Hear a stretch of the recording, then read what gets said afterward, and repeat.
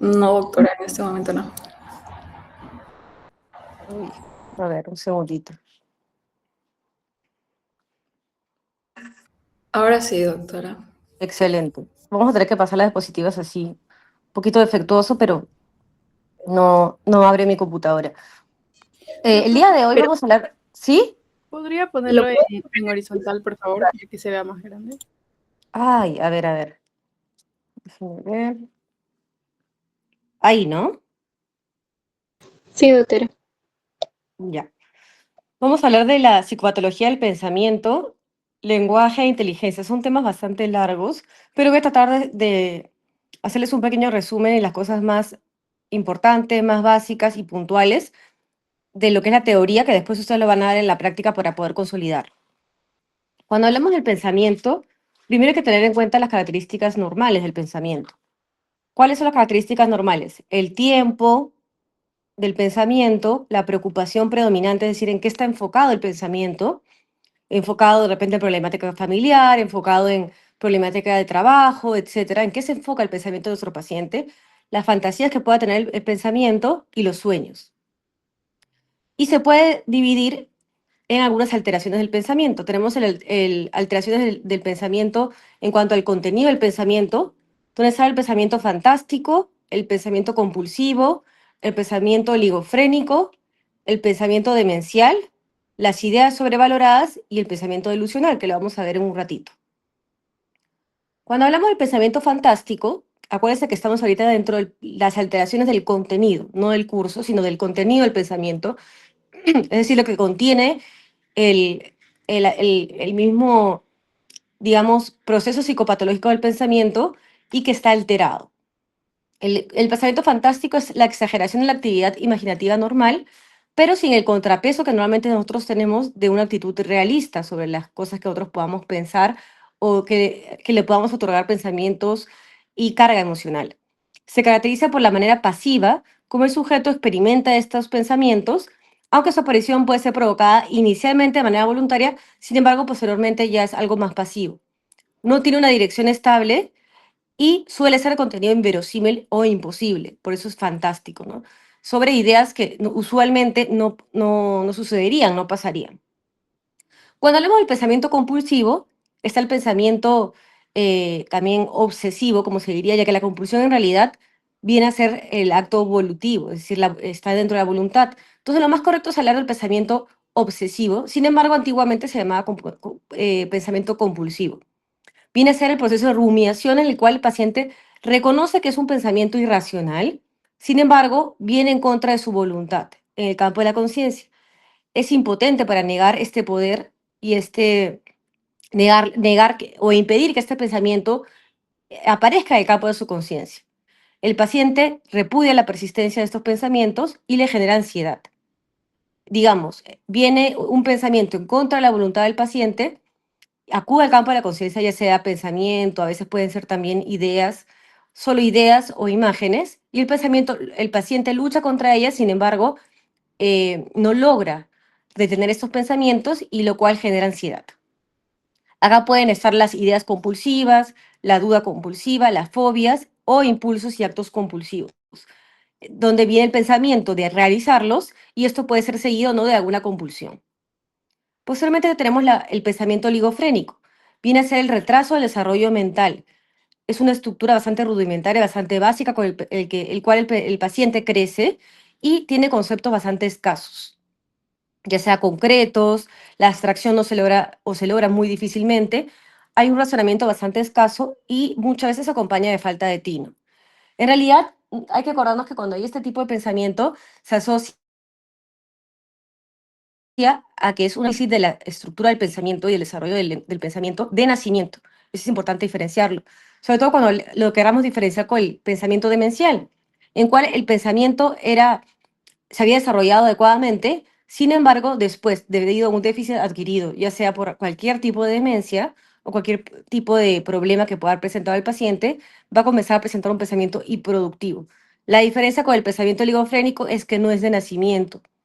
En este pensamiento se ha logrado desarrollar un pensamiento adecuado y ha habido un retroceso, ha habido algún daño, el cual ha hecho que el pensamiento actualmente sea improductivo.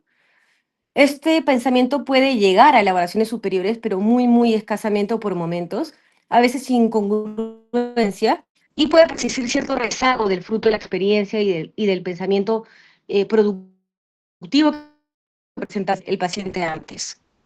Cuando hablamos de ideas sobrevaloradas, hablamos de, es un componente extrarracional donde el aspecto afectivo va a predominar sobre el aspecto racional de la idea que yo pueda estar presentando. Se distinguen de las obsesiones en las cuales el sujeto no lucha contra estas ideas, es decir, vienen pensamientos a mi campo de la conciencia, sin embargo son egosintónicas. ¿Qué es egosintónicas? Que yo no lucho contra ellas, me producen placer, me producen bienestar, mientras que el pensamiento obsesivo vienen ideas ego-distónicas, es decir, me producen malestar, me producen ansiedad, me producen sentimientos negativos y yo lucho contra ellas. Esa es la diferencia con la idea sobrevalorada. Y está el pensamiento delusional. Otra vez, enfatizo que estamos todavía dentro del pensamiento o del trastorno del pensamiento, del contenido del pensamiento. Cuando hablamos de un pensamiento delusivo, una delusión, hay una convicción extraordinaria con que se afirma cualquiera de las ideas de contenido falso con una certeza bastante incomparable e irrefutable. Son condiciones que no son influibles por la experiencia y por las conclusiones irrefutables, pero sin embargo son conclusiones o son ideas falsas, de contenido falso o de contenido imposible de ser real. ¿Qué es lo que pasa en este tipo de contenido del pensamiento que es bastante importante que ustedes lo recuerden? Hay que diferenciar entre ideas deliroides o delusivas y las delusiones propiamente. Cuando tenemos ideas deliroides o ideas delusivas, es surgido comprensiblemente dentro de fenómenos afectivos. Hay una carga importante afectiva dentro de estas ideas de contenido falso, por lo que antiguamente también se llamaban ideas delusivas secundarias, mientras que las delusiones propiamente, las auténticas ideas delirantes, son percepciones engañosas de la vivencia, de la extrañeza del mundo de la percepción dentro de una conciencia alterada. Entonces los dos, ambos, son ideas de contenido falso, lo cual no cede a la lógica, son irrefutables, no ceden ante la lógica. Entonces, acá tenemos una experiencia delusiva, por ejemplo, primaria, dentro de la cual va a haber una idea, una elaboración y va a producirme una idea delusiva, que es lo que yo les explicaba, ¿no? Dentro de estas ideas van a jugar factores importantes, diferentes cosas. Entonces, no son necesariamente separadas. Se relaciona mucho con una percepción delusiva, un humor delusivo, una memoria delusiva, lo cual va a jugar un rol importante en la característica de mi idea delusiva. Ahora, hay que ver si estas ideas son congruentes con el estado de ánimo. Es decir, si yo tengo un ánimo depresivo, por lo general, si es congruente con el estado de ánimo, mi idea delusiva va a ser de carácter depresivo. Es decir, ideas de minusvalía, de desesperanza, de culpa, de infravaloración. En cambio, si yo tengo un ánimo maníaco, mi pensamiento delusivo, mi idea delusiva va a ser congruente si es que yo tengo pensamientos de ideas de grandeza, expansivas, etcétera, ¿no? Cuando hablo de un sistema de ilusiones, voy a hablar de creación de sistema lógico, el curso del pensamiento conservado y hay un trastorno delirante que es la paranoia. ¿Y cuál es la evolución? ¿No? Puede persistir la evaluación, puede persistir esta idea delusiva. De repente, al momento de tratar al paciente, esta idea va disminuyendo de intensidad y de convicción y desaparece. O también puede ser un pensamiento delusivo encapsulado, el cual, a pesar de mejorar los síntomas psicóticos, no se llega a rebatir, no se llega digamos, disminuir este pensamiento delusivo, esta idea delusiva. Entonces, dentro de estas ideas delusivas, como que les decía, hay muchas diferentes ideas delusivas. Ya la van a ver probablemente cuando ustedes hagan la práctica, pero tenemos ideas delusivas de perjuicio, autorreferenciales, de celotipia, erotomaníacos, megalomaníacos, místico religioso, soy el Mesías, por ejemplo, soy enviado de Dios, etcétera. Ideas de culpa, de condenación, estoy condenado por mis pecados a arder en el infierno, ese tipo de pensamientos. Hipocondríaco, sufre alguna enfermedad incurable debido a mis pecados, etcétera, ¿no? Contenido de las delusiones, de infestación, por ejemplo, de pobreza y ruina, nihilísticos, no existo, mis órganos están podridos, lo que vendría a ser el síndrome Capgras, y de el síndrome de Capgras, Fregoli y entre metamorfosis estamos en las falsas identificaciones. ¿Qué es el síndrome de Capgras? hablo de síndrome de Cabras cuando una persona identifica que sus familiares o personas conocidas son impostores, no son realmente sus familiares y han sido eh, reemplazados por algún tipo de impostor. Cuando hablamos de Fregoli, estamos hablando de personas que están convencidos, no es que creen, sino hay la convicción tal cual, que identifican a familiares o personas queridas o amigos dentro de personas que en realidad no conocen. Cuando hablaba de trastornos del nihilista, era el síndrome de Cotard, que es de nihilista, de la no existencia de la propia personalidad. Y está lo más importante, que es el pensamiento esquizofrénico. Este es bastante amplio, no sé si lo logran leer, pero es el núcleo de la esquizofrenia en realidad. Ojo, no es patognomónico de la esquizofrenia. No es que toda persona que presente este pensamiento esquizofrénico es esquizofrénico. Es muy característico, sí, pero no es patognomónico. Puede tener pensamiento esquizofrénico una persona con un trastorno mental orgánico, etc. Entonces, no considerarlo como algo patognomónico, pero sí muy sugestivo. Entonces encontramos pensamiento disgregado, ambivalencia del pensamiento, es decir, quiero a alguien y a la misma vez la odio, pero estoy convencido de esto.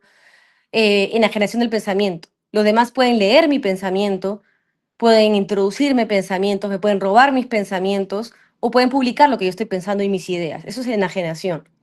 Adjudicación de significados adventicios, donde se le dan algún tipo de significado a ideas o conceptos que para nosotros tienen otro tipo de significado, que más adelante vamos a ver algún tipo les voy a enseñar ejemplos para que puedan consolidarlo mejor. Bloqueos y amanderamiento extravagancia para respuestas, que es la forma bastante característica que hablan los pacientes. Y dentro del pensamiento precategorial, es decir, que rompe las categorías, van a encontrar el simbolismo primitivo, el poder mágico del pensamiento, reidentificación de lo mental y participación en el alma ajena y el ser de las cosas. Ahora vamos a ver uno por uno, ¿ya? Lo más característico es los delirios de alineación del pensamiento, que es de Kurzgesagt-Schneider, que eso también puede ser pregunta de examen. ¿Cuáles son? El control del pensamiento, la lectura del pensamiento, la difusión del pensamiento y la inserción. Los demás pueden meterme pensamientos o ideas que yo no quiero y controlar mi pensamiento. Ahora, cuando hablamos de pensamientos del curso del pensamiento, y estamos en cuanto al curso, ya no en el contenido, hay que tener en cuenta que cuando hablamos del curso hay que centrarnos en 4 cosas. ¿Cuál es la idea directriz de mi pensamiento que está de alguna manera dirigiendo mi pensamiento? Si es que hay asociación entre una idea y otra, ¿cuál es la velocidad y el ritmo del pensamiento y la continuidad? Si tiene continuidad dentro de ellos. Acá no se ve mucho, se lo voy a decir verbalmente porque se ha sobrepuesto un poco las diapositivas. Tenemos, por ejemplo, trastornos del curso del tipo de pensamiento en cuanto de tipo positivo. Eso se lo voy a las diapositivas se las voy a pasar, las voy a subir, así que no se preocupen por eso.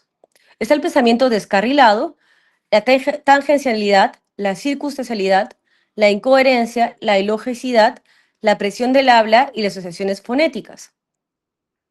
Y la fuga de ideas, que vamos a ver ejemplos. Y el trastorno de tipo negativo, la logia, la pobreza del lenguaje, la pobreza de contenido del lenguaje, los bloqueos y la latencia de respuesta incrementada. Ahora, vamos a ver un ejemplo de cada uno de ellos. Cuando tenemos pensamiento de tipo positivo, dentro de los trastornos del pensamiento de tipo positivo está el pensamiento descarrilado, donde vienen las asociaciones laxas.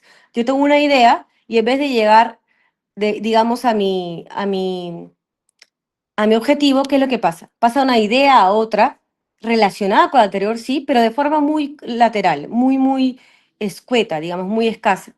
Sin embargo, a pesar de ello, el paciente empieza a realizar una secuencia de pensamiento alterada.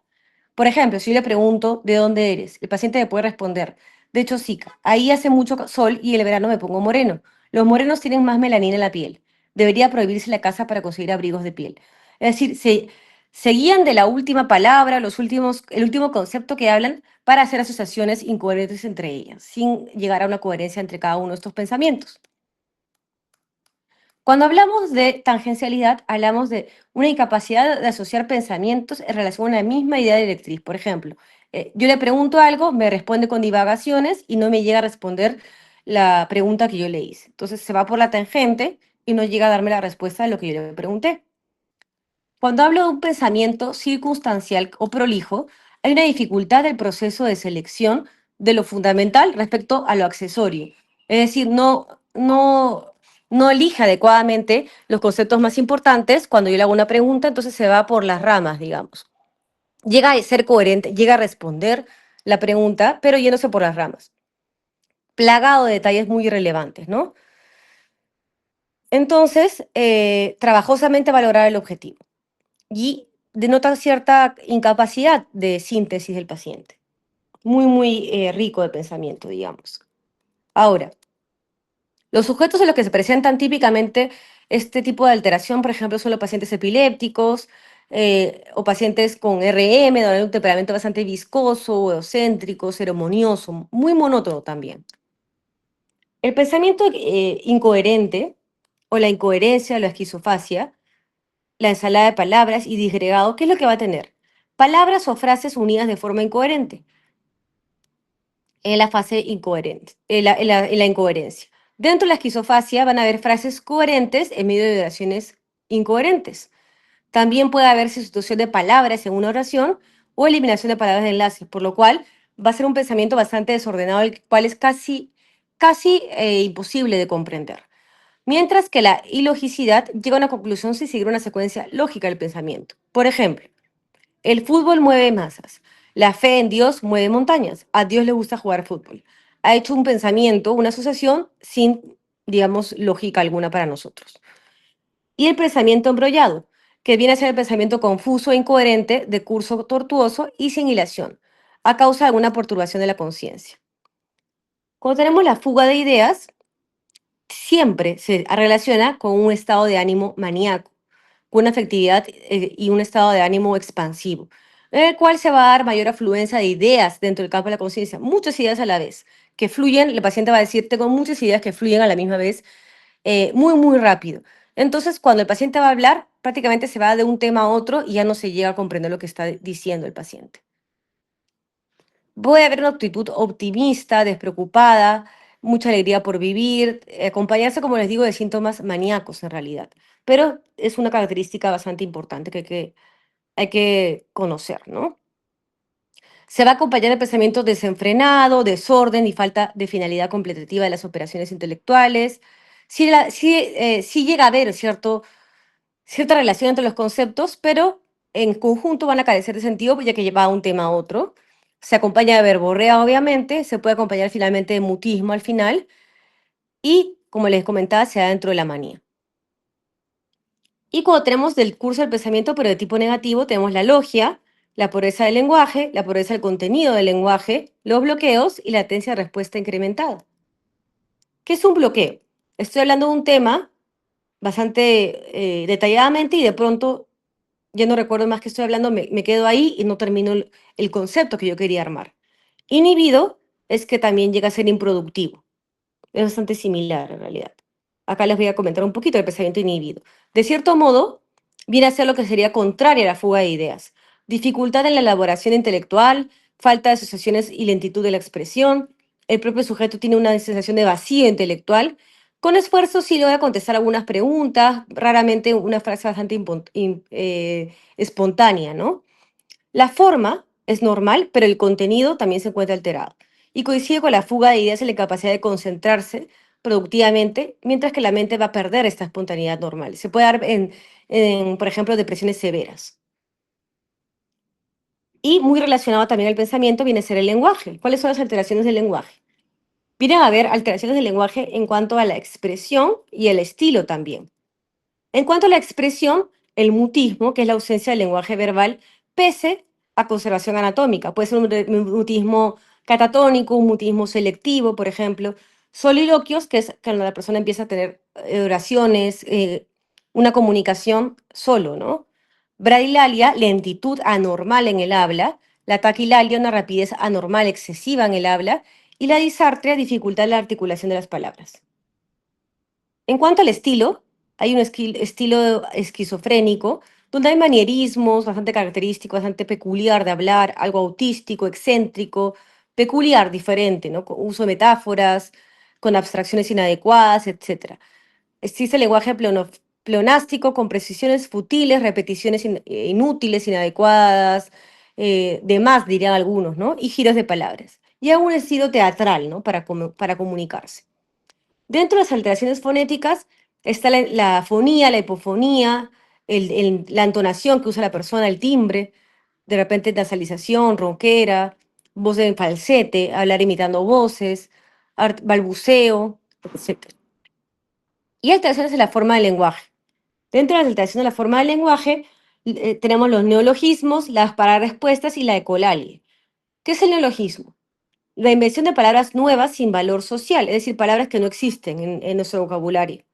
Para respuestas ilógicas o incongruentes con la pregunta. Yo le pregunto algo y me responde, ¿cómo te llamas? Y me responde, tengo 18 años. Ecolalia, repetición automática de lo escuchado. Repito, el paciente repite automáticamente lo que le hemos preguntado. Son alteraciones del lenguaje.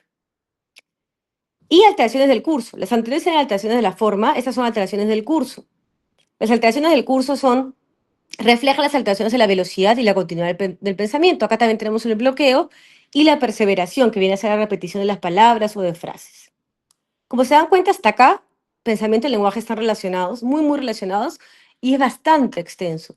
Esto ustedes lo van a ver con detenimiento cuando tengan ejemplos en la práctica clínica, por ejemplo, pero es importante que sepan los conceptos principales, los tipos de alteraciones principales, si bien no se lo van a saber de memoria de repente lo más complejo, que sí conozcan cuáles son los tipos de alteraciones que existen, ¿ya? Acá le dejo una frase interesante. La inteligencia consiste no solo en el conocimiento, sino también en la destreza de aplicar los conocimientos en la práctica. Una frase de Aristóteles. ¿Cuál es la definición de la inteligencia?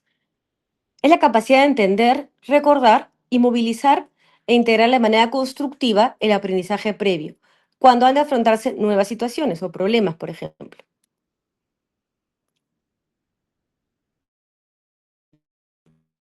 ¿Cómo puedo medir la inteligencia? Por ejemplo, cómo es el manejo de su lenguaje, la capacidad de juicio que pueda tener, la memoria asociativa y el razonamiento lógico. Todo esto mediante la entrevista, la historia clínica, en la cual el paciente va a empezar a hablar, lógicamente, y va a haber una productividad en el lenguaje. Dependiendo de cómo es la productividad, es que vamos a inferir cuál es el tipo de inteligencia que pueda tener mi paciente. Hay escalas, sí, por ejemplo, la escala de inteligencia para adultos, llamada WAIS, si lo quieren sintetizar, donde se van a hablar algunas cosas principalmente como las semejanzas, si el paciente tiene la capacidad para darse cuenta de las semejanzas entre ciertas cosas, la capacidad de asociación, un vocabulario rico, la información que pueda tener, la comprensión también, se abstrae adecuadamente, algunas pruebas de cubos, de matrices, balanzas, por ejemplo, con platillos, figuras incompletas y que las completen, que nos adivine, etcétera. Son pruebas bastante amplias de dígitos, de aritmética, letras, entre otras. Uy, así se sabe esto. No estamos hablando acá de hacer un CI, ojo, como acá en este siguiente, que ya viene ya más cuando hablamos del retardo mental. Acá vamos a tener diferentes grados. Está el RM, la capacidad normal, más de 85, limítrofe entre 71 y 85, donde hay cierta limitación del pensamiento abstracto, pero por lo general logran ser funcionales y tener un pensamiento productivo. RM leve, entre 50 y 55, carece de pensamiento lógico abstracto, digamos, puede ser un pensamiento lento. Entonces, de 50, 55 a 70 es el RM leve. Hay que acordarnos que desde leve ya puedo tener un RM con alteraciones conductuales. No es que las únicas personas que van a tener problemas conductuales son los pacientes que tengan un retardo mental profundo. Puedo tener un retardo mental leve, pero con alteraciones conductuales, y eso va a cambiar el CIE-10. Un RM moderado, entre 30, 40 a 50, 55, depende de la literatura, no logra más que un pensamiento muy concreto. Hay un lenguaje muy pobre, entiende situaciones de peligro y se llegan a proteger, pero nada más. RM grave, de 20 a 40 aproximadamente, caminan y tienen hábitos alimenticios elementales, pueden llegar a tener control ocasional de esfínteres y tienen lenguaje en base a palabras muy simples, ¿no? Baño, mamá, comida, etc. No entienden situaciones de peligro, entonces ponen en riesgo su vida, por eso necesitan supervisión. Y el RM profundo, menor a 20-25. Hay carencia o casi inexistencia de capacidad psíquica. Hay una vida muy vegetal, con muy elementarios, muy rudimentarios, ¿no? Una edad mental de meses. Es muy fuerte ese tipo de inteligencia. Entonces, eso saca sí, pues, la capacidad de sacar el CI. Eso lo hacen normalmente los neuropsicólogos con bastantes pruebas bastante complejas en las que se ve la capacidad, el coeficiente intelectual de cada persona, y nosotros nos encargamos de ver no solo el coeficiente intelectual, sino ver cuál grado de repente de discapacidad tiene según el tipo de conducta. Si tiene alteraciones de conducta, como les decía, desde cualquier tipo de ya me va a dar cierto diagnóstico y en ese caso requiere tratamiento.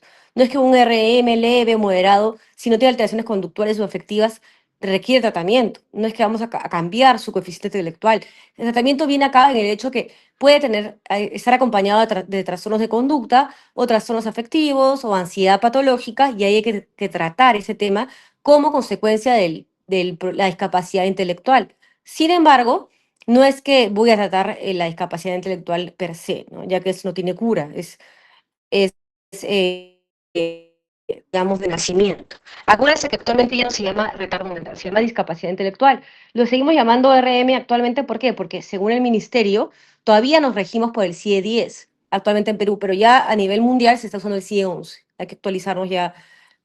Lamentablemente, al momento todavía el ministerio no se actualiza, en cuanto a su nomenclatura. Seguimos usando el CIE 10, entonces seguimos usando el F71, los F20, etcétera, pero ya pronto nos vamos a actualizar como el resto del mundo. Y eso sería todo, chicos. Es bastante amplio. No sé si tienen alguna pregunta, comentario, saben que quieran agregar, porque son 3 temas, en verdad, prácticamente muy, muy complejos.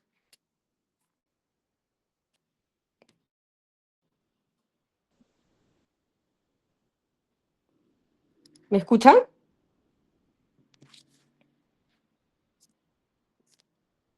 chicos? Sí se escucha, doctora. Uy, creo que se dejó de compartir pantalla, ¿no? Sí, doctora. No, ¿Se cerró? Sí, pero recién, sí se vio doctora. la clase. Sí. Ah, ya. Perfecto. ¿Tienen alguna duda, chicos? Esto lo voy a subir porque es muy extenso. No creo que lo puedan aprender de memoria al escuchar la clase. Pero ya les voy a subir el PowerPoint para que puedan verlo, lo puedan entender, lo puedan leer con tranquilidad. Pero no sé si queda alguna duda sobre los conceptos, que lo importante es que quede claro.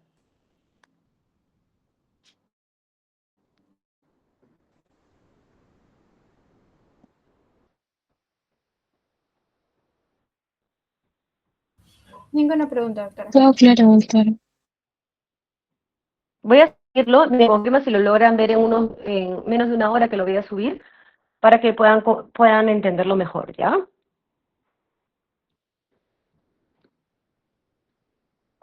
Gracias, Listo, doctora. chicos. Ya nos estamos viendo en la próxima clase. Que les vaya bien. Nos vemos.